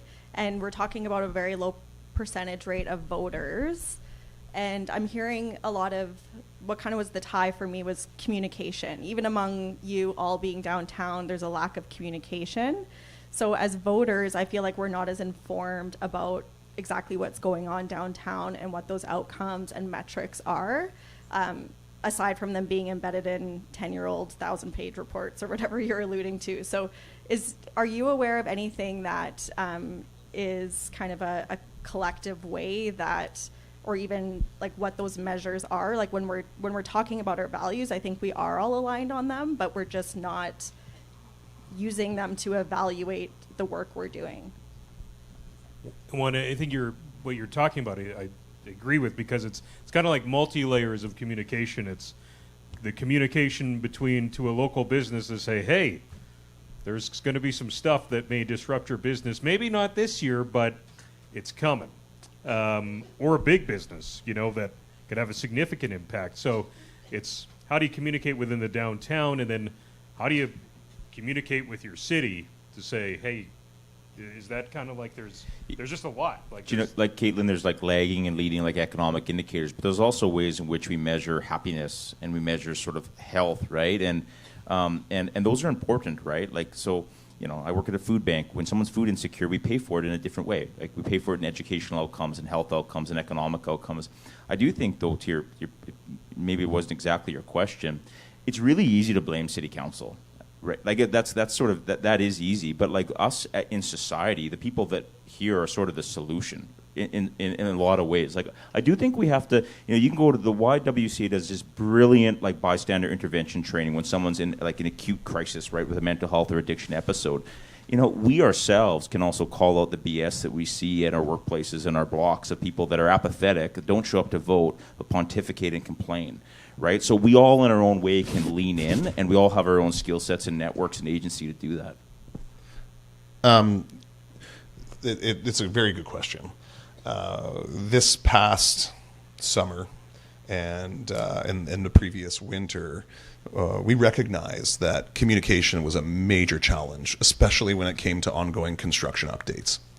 And, you know, as we headed into construction on 11th Avenue, and I can tell you, coming from a construction background, it actually doesn't go exactly as you plan, believe it or not.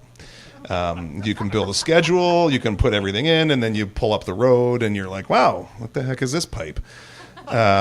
So things change very quickly. And, you know, the guys in the hard hats on site aren't connected to a conduit to actually share that information.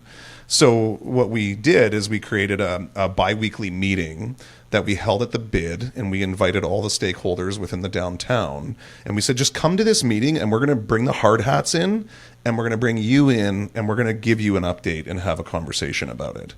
And I felt that it was so successful that I refused to cease those meetings despite construction stopping, because there's other issues that we need to discuss in our downtown, and we need to normalize a conversation with our community in a regular way that never stops.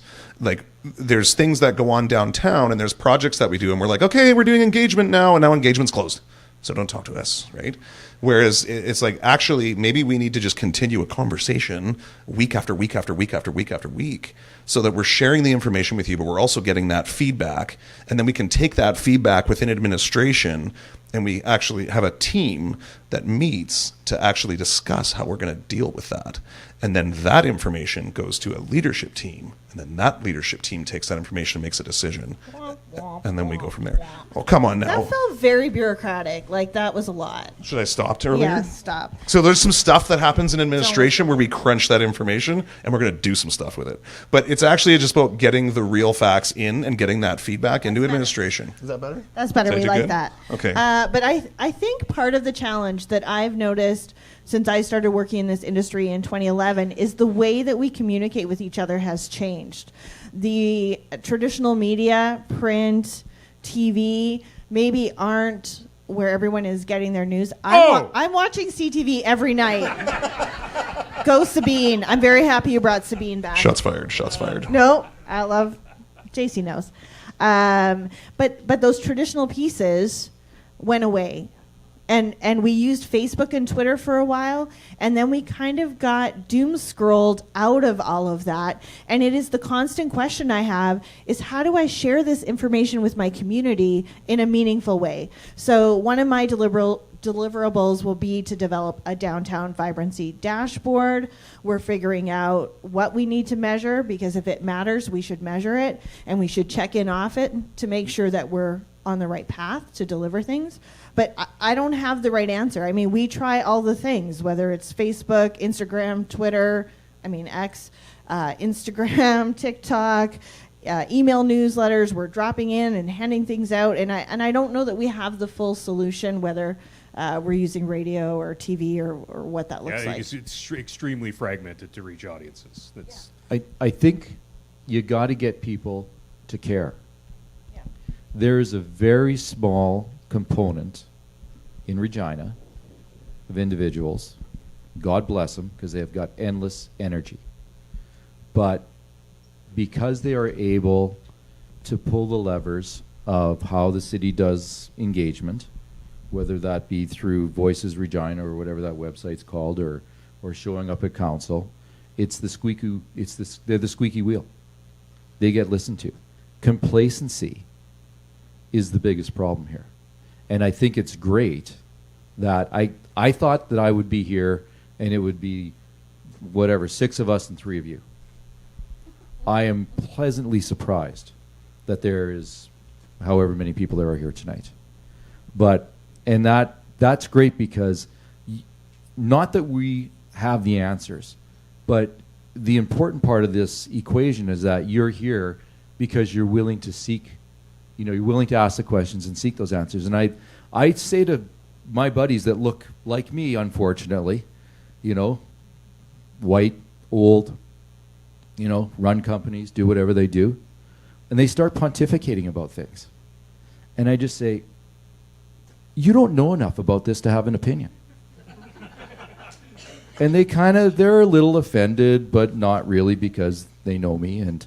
And And they go, you know what, you're right. We haven't taken the time to learn the issues. So take the time, learn the issues, get involved, go to the Cure, chit-chat it up with the guy on the bar stool beside you. I think, your comment about the commercialization of the East End, I mean, Regina represents a blob of 250,000 people. And when guys are making decisions in Dallas or New York City, that's all they see us at. Walmart in Arkansas. They don't give a shit about what we're doing locally, right? They don't care about our downtown. They've destroyed 1,000 downtowns in North America. Doesn't matter to them. So it's up to us to try to figure it out. And I mean, as a community, if we were to say, no, you're not going to build that in the East Regina, first of all, there'd probably be about 100,000 people that would be pretty mad that we don't have offer variety of things for them. And the Walmart wouldn't care. They'd just go pick another blob of 100,000 people and do their thing, and we'd be out the tax dollars. So I think that it's a fine line between economic development and picking a path that supports the things that make our community. We need to be a lot of things to a lot of people. We can't just be one thing to a small group of people. So that's a bit of a wishy-washy answer, but I think engage, and I think that we'll eventually get to a place where we want to be. But if you don't engage, then that's a problem. Thanks, Mitch. So we've got 3 more people on the ready to go. So 1, 2, and then 3. And I'm just going to do a time check. We can go 10, push to 15, but just a time check for everybody. All right. I'll keep this panel. Talk to time. I just want to say, there's been a lot of concentration on, infrastructure, when we've kind of ignored the society issues that are actually causing problems like this. If you create a livable, accessible city, like downtown or Regina overall, people will come. There's been a lot of concentration on if we build a new event center, if we build this, Capitol Point, that's the silver bullet. If we build Pat Fiacco Plaza, silver bullet. Infrastructure's not doing it. You need to be looking at the society issues. And that means cooperation among everybody. Businesses need to put pressure on the government. We need to put pressure on the government to change the things, because people that are middle class are sliding down. There's less money in your pocket, basically. You can't go so easily to a Rider game or go to a Pats game anymore because people can't afford it. They haven't got the money. If you create a livable city and solve those solutions, I know it's a big thing, but it's all on all of us to put the pressure to make those changes. Then there's this buzzword of revitalization. Then you'll see some revitalization. So I'm just asking you, what will you do to bring the societal change for Regina, for our downtown, to make it change and improve? That's a question you're posing to me? To everyone. Okay. Well, I'll give it a go, and I won't be very popular, and I'll probably have to run to my car after this. But that's okay. Keep it tight, Mitch. I'm willing to take that chance. Regina has a society, or Regina's population is whatever it is, 250,000 people for argument's sake, right? Each of those people need certain things. Not one group can dominate the conversation. And I just want people to be cautious about what we can do as a community, what the limitations are that we can do as a community, because some of the things that need to be solved from a societal perspective are not suited to be solved by a civic level of government. Now, we look to that civic level of government if we think that the provincial or the federal level is failing us. And there's a constant downloading of responsibilities, and I get that. But I think that we really need to be clear about what we want our city to be for everyone. And I think that absolutely we need to take care of everyone. So I don't know if that's an answer, but I mean, what can I do about it? I can do my part. I don't know anything about social issues. Okay, I'm not the guy who's gonna solve somebody's addiction problem. I just don't have that skill set. But I can do my best to keep people employed. I can do my best to pay taxes. And then the city or the province or federally, they can take those dollars and hopefully direct them to where they're needed. So that's what I can do. I can try to contribute to my community the way I know how. I think Mitch makes an important point. Like, cities don't really exist, do they? Like, really, if you think of the Constitution, the Cities Act, right? So there are undoubtedly ways we can address addiction and poverty through how we plan, right, and how we treat each other. But, yeah, we shouldn't let the province and the federal government off the hook. Like, let's be clear.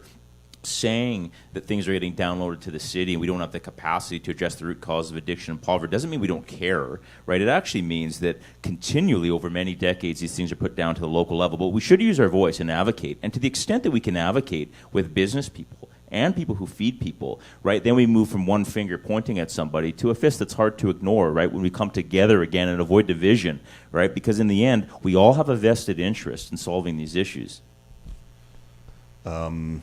So I also manage bylaw enforcement for the city of Regina. He's a good news guy, isn't he? I got all the... You're collecting titles like I am here. Jeez. I'm almost out. And within bylaw enforcement, we have absolutely shifted our response to things like encampments to focus on the well-being of folks who are houseless. And now the reason I say houseless is because people who say homeless might miss the fact that they have a home. It's called Regina. They don't have a house. So these are residents of Regina. These are not second-rate people that live here. And so as even... Oh. We like that. That's Oh, good. I got applause. Look at that. See, you did a good thing, Eric. So like, I think the city of Regina is making strides in that way, absolutely. Another piece of this, and this might sound small, but like as I said, I came from a construction management background. I was building civic facilities for the city before getting into the downtown piece, and I learned a lot about accessibility. When we started the construction on 11th Avenue and all the fencing went up, like, what are folks doing who have accessibility needs? Like, all of a sudden, you're crossing a road where there's a deep curb and there's no curb cut. Like, how are we doing this, right? So we actually were able to pull our community well-being folks within administration in with our construction folks, again, the hard hats and the community well-being folks, and we were able to actually construct ramps and do other infrastructure pieces that seemed really minor, but increased the accessibility for people within the downtown so that people that are living with a disability or experiencing like vision loss and things like that can actually get around. So I think, and if I can pat the city of Regina on the back from an accessibility point of view, I think the city has done an excellent job of trying to pay more attention to those things and actually deliver something that people can work with despite the water slide tower. You just had to bring up the water slide tower. Well, I may have been the project manager on Wascana Pool as well. What haven't you done, really? Okay, let's go to the next question. All right. Appreciate the perspectives. I think it's a pretty well-rounded group up there, and you've hit really most of the issues on the head in one way or another. We've completely not funded downtown for 2 to 3 decades. We don't have a land bank for development. We have lax social programs provincially and federally. All those issues are really important. But I think one of the biggest things that it comes down to is what Kelly said at the start, is just they want people around. And that leads to vibrancy for businesses. That leads to safety. That leads to more people coming in from the suburbs. I've lived in 2 other mid-sized Canadian cities recently. I travel a ton. Regina is by far the lagging any other mid-sized city in the country with development in and around downtown. There's hardly been a purposeful multi apartment building built like in my lifetime that I can think of that anyone wants to live in. I have friends who've moved back from bigger cities who want to live downtown. They don't, because like they're young professionals. They want to have a dishwasher in their apartment, but there's nothing. So we've got parking lots everywhere downtown, no development whatsoever. We've had Namron Place not happen. We've had Capital Point not happen. We've had a bunch of other projects not happen. Why? Like, what would it take for that to change? And why does that seem to not be able to happen here?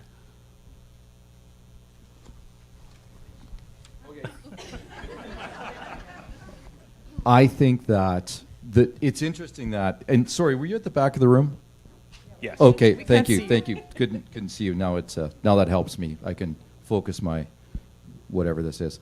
I think that the Capital Point example, it was never a real project, from my opinion.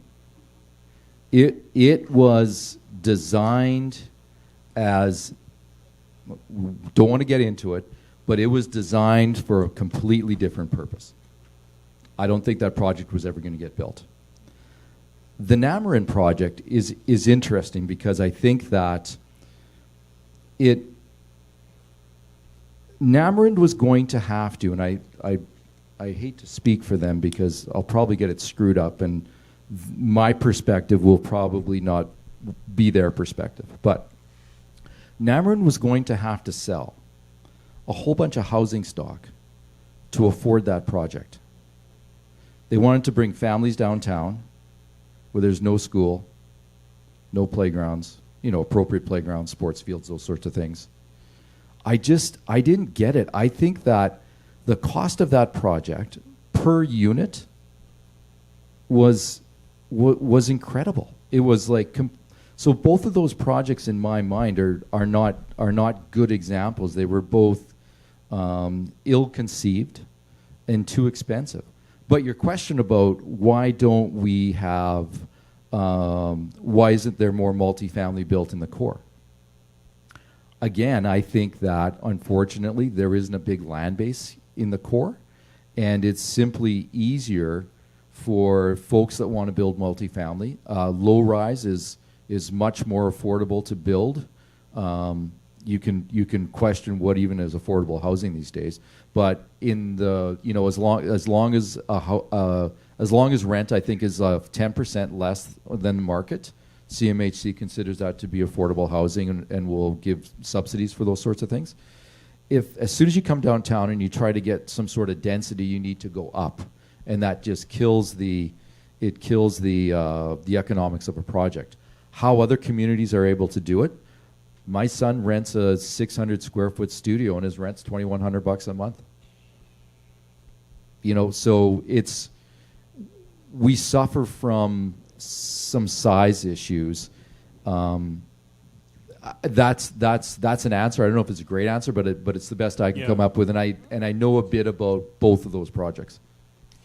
I don't know if any of the panel. I know we're tight on time, so We've got one last question. Does anybody else want to? Because I think Leasa. Let me add one quick thing. If there's council will, there's a way. If you look at Calgary, they got serious. They invested millions of dollars into converting residential. They changed their city administration team from regulatory to facilitators to help make it happen, to get to yes, to work with local developers. I think what I've seen from Warehouse and in downtown, our local developers are our champions. They're going to take the risk on those things, and they're going to complete. We're not going to end up with a Capital Point if we're working with some locals. You're staring at me an awful lot. I'm staring at you because the light is really bright, and I can't see the fellow in the back, and then it's awkward. So I'm looking at Eric.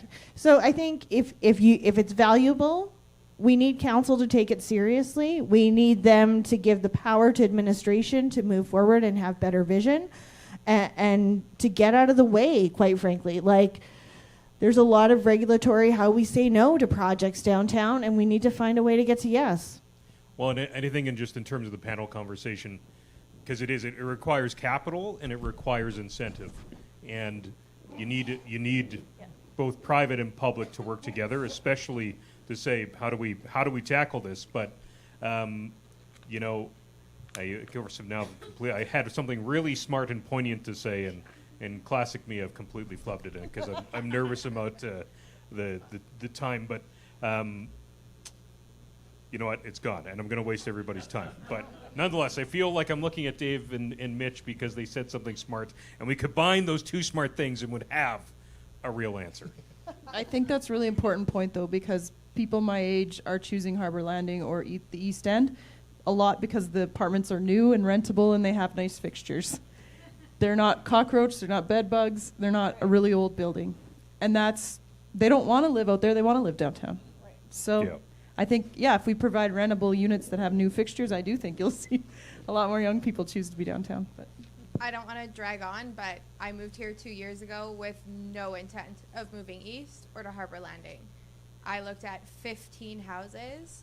Not one of them fit what I was looking for, and I ended up in Harbor Landing because of the convenience, and I was on a timeline.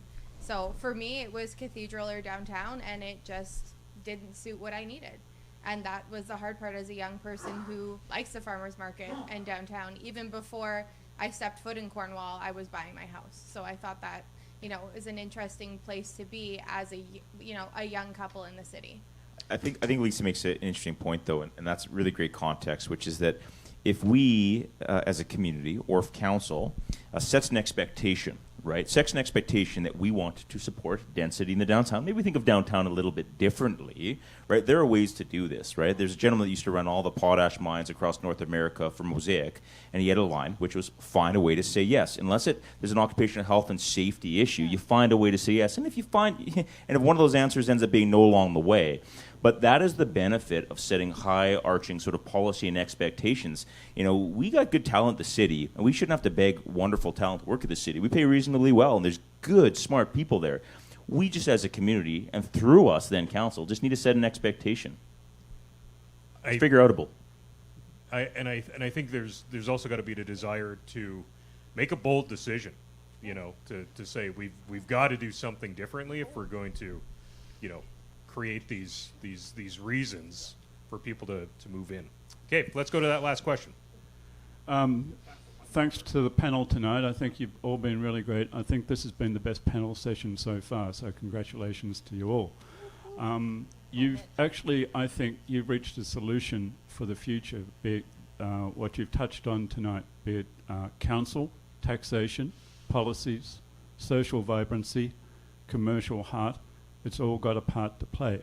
So I've got a very quick question that I'd like you all to respond to. If you don't want to, and I can understand why, that's fine. You pass the microphone over. How essential do you think a downtown library is to the future of the core of Regina? You've spoken about a social heart. You've spoken about a commercial heart. Libraries can draw people in to spend money as much as any festival in the park. How essential is this building and this stage, and you're in the public forum right now, taking benefit of this institution? So if I could get your thoughts, please. I'll start. So this is not a Cornwall view. This is a Kendra Wren view. I've seen libraries change across the country. I'm going to use Halifax. I lived in Halifax for 8 years. The library in Halifax wasn't a desirable spot to be. They rebuilt it. It's an architectural library. It's stunning. It went from being a place where some people went to a place where moms with strollers, the elderly, those in need could go and get resources and celebrate the fact that they had a library.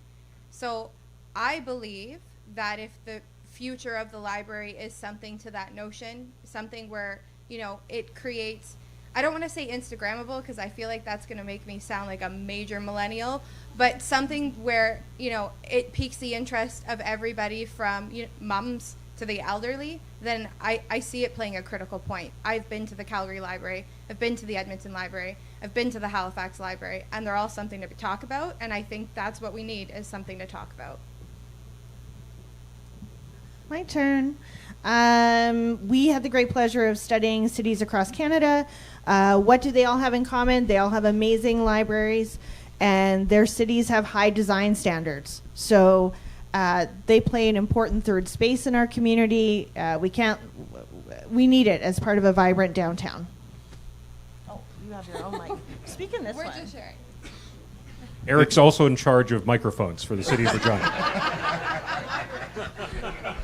All the job titles. All the job titles. This is Eric's personal opinion. Thank you for the out. It's imperative. Yeah, so one, I think all of us are in violent agreement that libraries are inclusive and nimble, and they're a very important space, and they've evolved historically.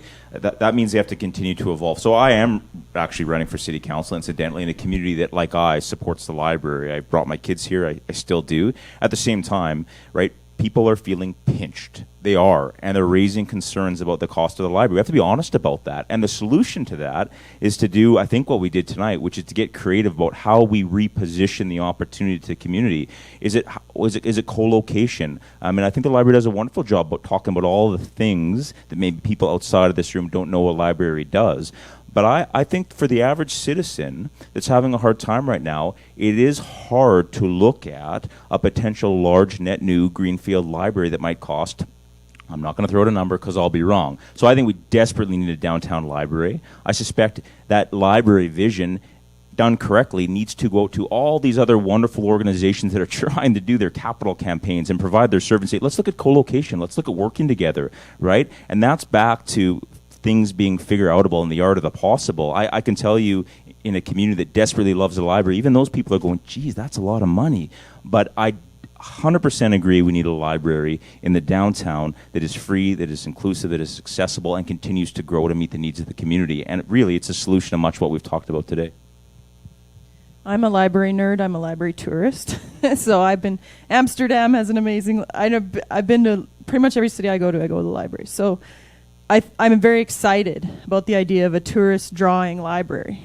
And the library does so much for this community that I'm actually worried about any closure and stoppage at all. I think I don't want it closed for a day, so I worry about that in the process, I guess. I don't know the ins and outs of what's happening with it, but I'm all for a tourist drawing library, and I'm actually very excited about that happening. I get the glory of going last. I think that our downtown absolutely needs a library. I think it needs this building needs to be different. It needs to be more accessible. It needs to have a lifespan given it to it. I don't know if the economic consequences of trying to build on this site I think are obscuring sort of the reality of the situation. I think it adds about an extra $20 million to the price tag. I don't, so I think we have to be smart about it. I like the things that Dave said. Sometimes I wonder when I talk to my friends, maybe we shouldn't call it a library anymore. Like, it fulfills so many other needs of our community, but it's a library. So we're going to continue to call it a library. But it's absolutely critical that we build these infrastructures. And it's, like I said, I don't think people coming back to the office is going to save downtown Regina. So we need to be able to provide other things to draw people into the downtown. And yes, it can be a destination, tourism, but I also think that it is such a valuable resource for new Canadians. So it goes to make Regina sticky. And when people move here, either on purpose or by accident, we don't want them leaving in a couple of years because our library sucks or our aquatic center sucks or whatever it happens to be that they think sucks. So yeah, absolutely, we should be pursuing this and investing in those sorts of things. What form it should take, I don't know. I'm open to all kinds of, because I think we're going to have to be creative to get it done. Was there one more question? I saw two more questions. We do have a really hard stop probably to end by 9:15 and kind of exit the building by 9:30. Got it. So if we can do one last question. We'll keep the answers tight. Okay, we'll do one last question, and that is here. Actually, I didn't have a question. I was just going to make a comment. First of all, thank you all for the interesting discussion. And for the rest of the room, if you're interested in investing in Regina's downtown, we're launching a capital campaign for the Creative City Centre, trying to raise $1 million so that we can have an affordable art center for everybody in the community. And we'll take your donations of $5, $10, whatever you can afford. But anyhow, I just wanted to thank the panel for the great conversation. Thank you, Marion. Marion is doing something very important for the downtown. Now, it's in one of my buildings, but that's irrelevant. But like I said, downtown Regina doesn't need more of Mitch Molnar. They need more of the people that, like Marion, that are going to come and use that facility. That's what makes our community vibrant. Not a bunch of guys looking at spreadsheets. It's, that's also. Okay. All right, JC, if you want, I'll just say thank you to JC, Mitch, Kelly, David, Eric, Leasa, and Kendra for spending their evening with us.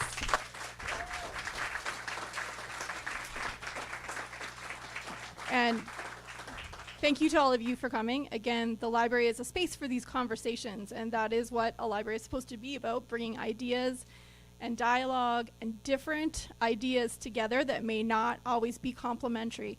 So important, and so important to how we get to know and think through issues together. So thank you. And I just quickly want to plug, if you like panels, October 9th, for Agriculture Week, we are going to have a panel of agricultural business-minded people from Regina area, led by Farm and Food Care. So come on out. But of course, the library has lots of other wonderful programs, all free. Please come anytime. You're welcome to be here. And also, when you come to the library, maybe you come in the afternoon on a Saturday. Then you go to the Globe. Then you go to the Cure. So there's lots of different things and different places to go. So big thank you to the RPL staff who helped tonight as well, and Bone and Broth for the catering as well.